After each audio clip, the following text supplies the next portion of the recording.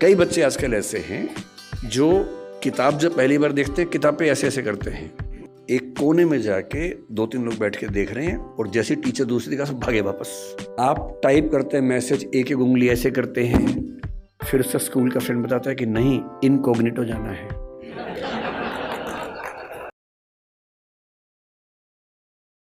इस दौर में जो बच्चे पैदा हुए जिनको जेन जी और पता नहीं क्या क्या आजकल हम बोलते हैं, जनरेशन जी है, जनरेशन वाई है, हर 5-7 साल में चेंज हो रही जनरेशन आजकल। ये किस दौर के बच्चे हैं? ये पैदा होते हैं जैसी माँ थोड़ी परेशान है, बाप परेशान है, खट से उसको मोबाइल फ़ोन दे दिया, या टेलीविज़न पे लगा दिया कोई अच्छा सा टीवी चैनल जिसपे वो सब आ रहा है, राइम्स आ रही हैं, अच्छी अच्छी वीडियो के साथ आ रही है, कार्टून फिल्म आ रही है, और बच्चे को पता लग गया कि एक मेरा बाप है, एक मेरी माँ है, और एक इन दोनों से ज़्यादा इंटरेस्टिंग एक और है, ये बड़ा सा, इस पर हमेशा बढ़िया चीज़ें आती हैं, ये तो कभी कभी गुस्सा करते हैं, ये वाला ज़्यादा अच्छा है, तो टीवी पे ज़्यादा उसको मज़ा आने लगता है। अब रात को सो रहे हैं, वहाँ तो टीवी भी नहीं है, तो फिर फ़ोन दे दिया, फिर बच्चा फ़ोन में। कई बच्चे आजकल ऐसे हैं जो किताब जब पहली बार देखते हैं किताब पे ऐसे ऐसे करते हैं, क्योंकि वो जिस दौर के बच्चे हैं उनको अखबार पे, किताब पे, इतना ही नहीं, दीवार पे ऐसे करने लग जाते हैं, टेबल पे ऐसे करते हैं कि बड़ी क्यों नहीं हो रही टेबल, क्योंकि वो क्या करें, उसी दौर के बच्चे हैं। ये तो मज़े की बात है कि अच्छा फ़ोन है, माँ की चिंता कम, बाप की चिंता कम हो गई, फ़ोन दिया, हम मस्त हो गए।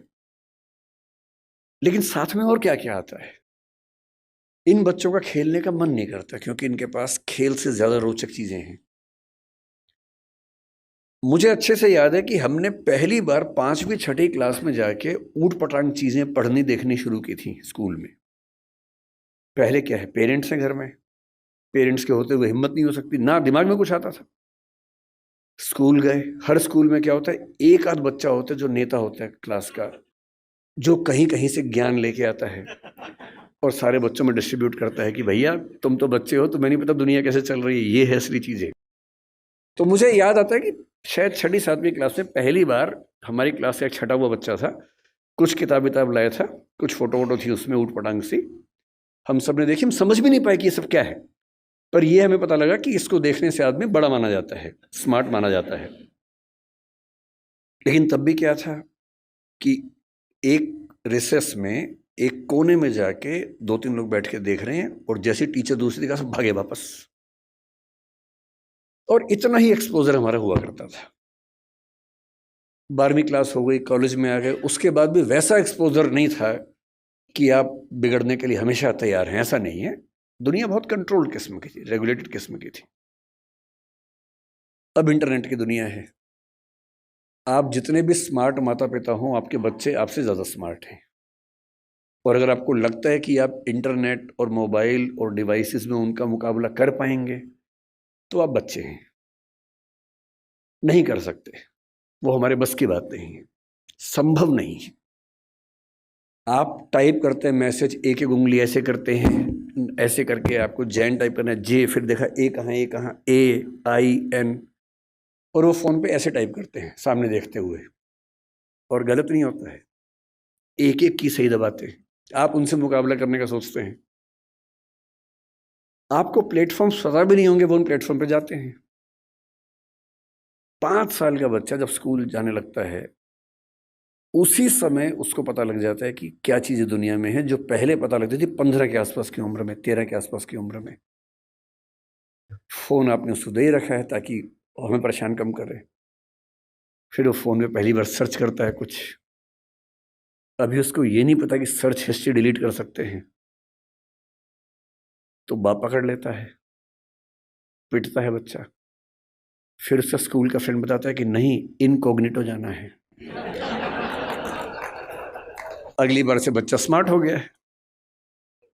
6 साल का बच्चा स्मार्ट है, इनकॉग्निटो में वो सब देख रहा है जो आप नहीं चाह रहे थे, और जो आप देख रहे थे लेकिन आप नहीं चाह रहे थे कि वो देखे। बच्चा है, छोटा बच्चा है, उसका एक्सपोजर का लेवल सोच के देखिए। ये हंसी मजाक में मैं कह रहा हूँ, लेकिन बात की गंभीरता को देखना है।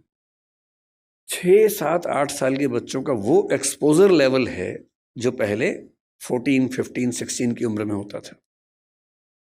मेडिकल साइंस इस बात को मान चुकी है। मैं जितनी बातें कोट कर रहा हूँ, मैं हवा में कोट नहीं कर रहा हूँ, मेडिकल साइंस की रिसर्चेस के बेस पे कोट कर रहा हूँ। आपको आश्चर्य होगा, आज से 1 महीने पहले एक रिपोर्ट आई है, लगभग पूरी दुनिया में प्यूबर्टी की एज 1 साल कम हो गई है, जिसको हम टीनेज बोलते हैं कि 13 साल की उम्र में टीनेज आती है, बच्चियों को मासिक धर्म शुरू होता है। दुनिया भर में उसकी एज 1 साल कम हो गई है, और ये ऐसे नहीं हो गई है, ये एक्सपोजर से होती है। लड़के भी जल्दी मैच्योर हो रहे हैं। जो हरकतें 15, 16, 18 में ठीक लगती हैं, किसी बच्चे के मन में भाव आने चाहिए, 8, 9, 10 में वैसी बातें हो रही हैं। आजकल बच्चों के प्रेम में क्या होता है, सबसे पहले पासवर्ड शेयर करते हैं कि तू मुझसे प्यार करती है, हाँ तो पासवर्ड दे। तू मुझसे प्यार करता है, हाँ तो पासवर्ड दे। दोनों पासवर्ड देते हैं, फिर एक और आईडी बना लेते हैं अलग से, उसका पासवर्ड दे देते हैं। फिर उसके बाद भरोसा और कायम करना है। फिर रात को 2 बजे जब पेरेंट्स सो चुके हैं, फिर वीडियो कॉल करते हैं। भरोसा करती है, हाँ, तो फिर कपड़े उतार, वीडियो कॉल पे। ये खेल शुरू हो जाता है। अपने बच्चों को समझाना है, दुनिया का कोई भी इंसान कितना भी भरोसेमंद हो, ऐसी गलती ना करे। लड़का हो तो वो भी ना करे, लड़की हो तो वो भी ना करे। और ये हमारी पीढ़ी निकल गई है, हमें नहीं पता कि ये भी खतरे होते हैं। हमारी पीढ़ी में ये सब खतरे थे ही नहीं, हमने कम से कम ये सब नहीं झेला। हमारी पीढ़ी में ये था कि गलती से आप कहीं हैं, नहा रहे हैं, किसी ने देख भी लिया, फोटो नहीं खींच सकता था। फोटो खींचने के लिए फोटोग्राफर बुलाना पड़ता था बाहर से, या तो हर आदमी फोन लेके घूम रहा है।